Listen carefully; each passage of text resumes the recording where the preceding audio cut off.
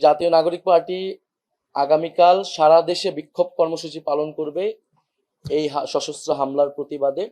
আমাদের যেই ফরিদপুরের পথসভা কালকে থাকবে, আমরা সারা দেশের মানুষের প্রতি আহ্বান রাখছি, সরকার এবং প্রশাসনের প্রতি আমরা আহ্বান রাখছি যে আমরা কিন্তু গোপালগঞ্জে আমরা বা যে কোনো জেলায় যখন আমরা যাই প্রশাসনের সাথে কথা বলেই যাই, সিকিউরিটি ক্লিয়ারেন্স নিয়ে যাই। গোপালগঞ্জে কিন্তু একইভাবেই যাওয়া হয়েছে। সেখানকার আইন শৃঙ্খলা বাহিনী এবং প্রশাসন আমাদেরকে যে ডিরেকশন দিয়েছেন, যে রুটে যেতে বলেছেন, আমরা কিন্তু সেভাবেই গিয়েছি এবং আসার সময় সেভাবেই এসেছি।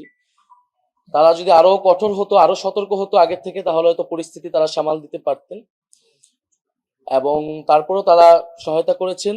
এবং ওখানে আমাদের স্থানীয় যেই নেতাকর্মীরা রয়েছে গোপালগঞ্জে আমাদের সমন্বয় কমিটিও রয়েছেন, প্রধান সমন্বয়কারী আমাদের সাথে আছেন আরিফুল দারিয়া।